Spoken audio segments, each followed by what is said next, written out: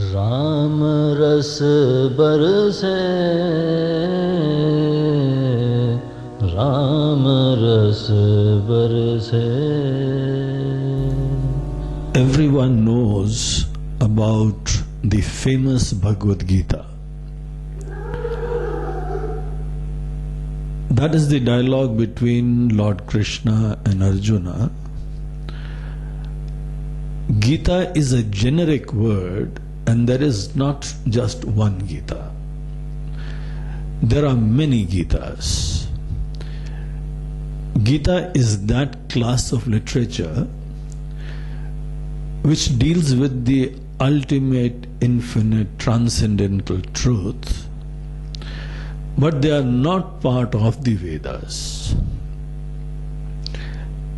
Whenever there is a philosophical, profound discussion on the transcendental truth in the Vedas, that is called as Upanishad. And whenever there is a discussion on this truth, but it is not part of Vedas, that is called as Gita, a class of literature called Gita. Now there are so many Gitas: Bhagavad Gita, Ashtavakra Gita, Guru Gita, Avadut Gita, Shiva Gita, and so also there is this beautiful text called Sri Ram Gita. The text which we are going to talk about today is a part of Adyatm Ramayam. Adyatm Ramayam is part of Brahmand Puran, and it was written by Bhagwan Ved Vyas. In this text, which is called Adyatm Ramayam, the whole story of Bhagwan Sri Ram is dealt from a very subjective point of view. Lord Ram is not merely considered as an historical figure, but taking that historical figure, there are various kind of subjective truths and secrets which are revealed in this text. And that is the beautiful methodology of what is called as mythology. Mythology is a very unique science of communication, wherein we take so many stories and communicate some profound truths. Where the stories, they are not very important, they are subject to change, but what is communicated in and through the stories, that is of prime importance. So here is the Ramayana, here is the Ram Gita, which is basically revealing certain spiritual truths of our life and ourselves. This particular section of Adyatm Ramayam comes when Bhagwan Sri Ram had come back to Ayodhya, and he was ruling the kingdom as an ideal role model of all the rulers, Sri Raja Ram. One of the days when he was sitting in a very quiet, beautiful place, he was in a relaxed mood. His loving brother Lakshman, who was ever in his service all the time, in a very dedicated manner, he had kept aside his pleasures, his comforts, just to serve his brother. He approaches Bhagwan Ram and says, "O Bhagwan, I've been serving you for such a long time. I've been blessed by your company, and I sincerely look upon you as an ideal role model in my life. You are literally God for me. You are embodiment of knowledge. You are ever surprising for me, the kind of responses, the kind of decisions you take in various ups and downs of your life. That has been an eye-opener for me. And therefore I look upon you as an embodiment of knowledge. And I'm ever amazed at your knowledge. So may I take this opportunity to sort out certain questions which are lingering in my mind.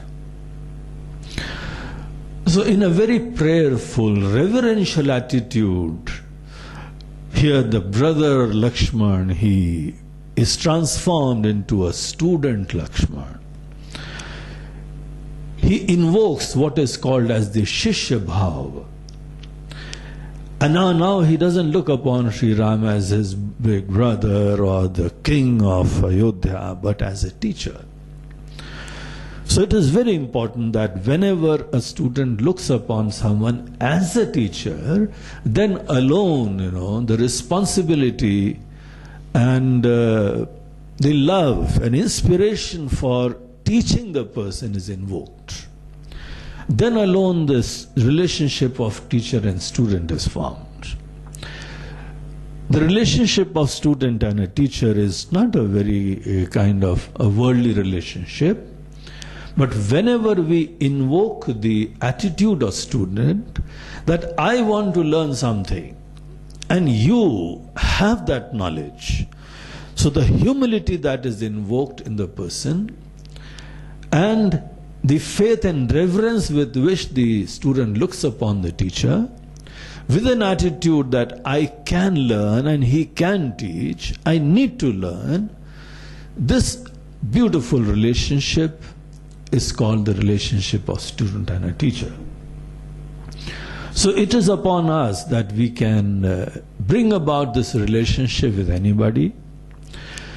Even though we have been learning right from the beginning of our lives, the first teachers in our life are our parents.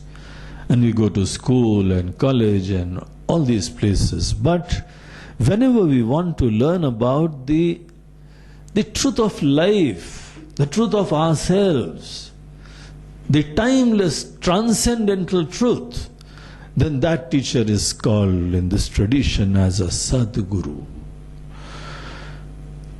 And there is a whole beautiful tradition how a student needs to go, the kind of disposition and the attitude that the student need to have to start this process of learning.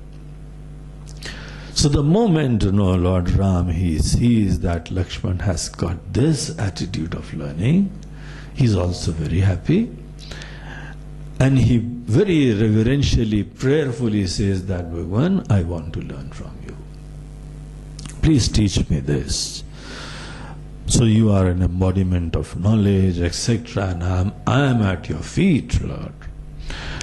Aham prapannosmi padambujam prabho. O Lord, I am at your feet, available for knowledge. And the question which is really bothering me is that why is the eternal seeking in life ever going on? Whether it is me or whether it is anybody, they are eternally seeking something. Right from childhood onwards, we see that in childhood we have been seeking something, in our youth we seek something, in our old age we keep on seeking something. So we are continuously seeking something or the other. So, why is it? And it is because of the seeking that we are suffering. All our pains and travails and all our despair, despondencies, our grief, everything is because of the seeking. I am seeking and therefore I am susceptible to all kind of upheavals. Whenever I am very happy, I get what I desire, I am elated, I am very happy for some time. But that happiness is also so temporary. It's so fragile that it goes away and again leaves me in despair and in that of in the state of lack. And again, I'm back to square one. And most of the time when I'm not, fulfilling my desires, so I'm full of, disquiet. There is no peace in my mind. I'm sorrowful. And many a times, when the problems are too big, I grieve. I don't get an answer in my life. So I have been, inquiring into all these things, and I realized that behind all these happiness and sorrow, basically it is my seeking which is there. In spite of successes I am seeking, in spite of comforts I am seeking, in spite of wealth I am seeking. The very fact that I need to hang on to my wealth, I need to hang on to my comfort, I need to hang on to my relatives, my loved ones. It's so nice that I have so many people who love me so much, but deep into, when I look into my heart, basically I am dependent on them. However much I say, I love them very selflessly, but the fact is, the moment they are not there, there is a lack in my life. So basically I am dependent on them.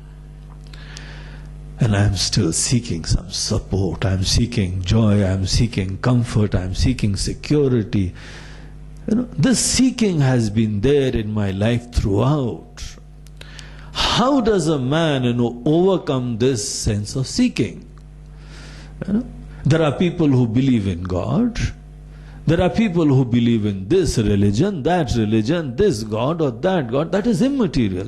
But the basic thing is, still they are hanging on to something, still they need to do something, they need to go somewhere. Somebody wants to go to Swarga, other wants to go to heaven and Jannat and whatnot. They always, seeking something or the other. Just by going somewhere, I've been, going so many places, but yet, along with you, I've been visiting so many places. In spite of, going to so many places, in spite of experiencing so many things in life, the pleasures, the comfort, the respect, the honor, everything, in spite of that, yet the fact is I'm still seeking something more. This seeking is a problem. This is what is called as bhava rog. Bhav is the process of becoming something. I am continuously trying to become something. I realize this fact that it is because of a very deep-rooted lack in me. Because of that I am seeking. And I always presume, I always imagine, I always hope that maybe this experience will fill that lack in me. Maybe this pleasure, maybe this comfort, maybe this kind of glory is going to fill that lack inside me. Yet, really speaking, I've been disappointed. We have one of the best kingdoms, yet I am still seeking something. Maybe I am not seeking anything outside, but the fact is, I am dependent on all these comforts and pleasures. That is what makes me, wonder whether I am really full inside. The moment whatever I am dependent on, it goes away, I just, feel horrified even to think that what is my state of affair. I am so insecure and very small inside. So Bhagwan, this is my question. Please answer this. Please enlighten me on this fact that how does the seeking of a person end? While various religions have been talking about so many things, we have been hearing about Swarga and all that. I know that even going to Swarga, a person has to come back. Swarga is not the ultimate. So just going anywhere is not the answer. I'm sure the answer is something else. I want to discuss this topic with you. Please enlighten me on this.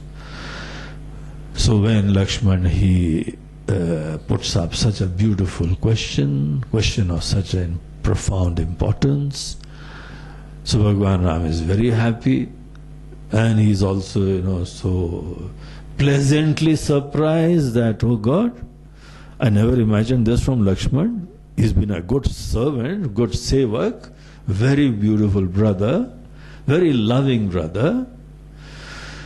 But he is also now an inquisitive seeker. He wants to know the truth now. Whenever, the righteous deeds of a person, they culminate into inquisitiveness of the transcendental truth. And that is the Ram ras barse, Ram ras barse.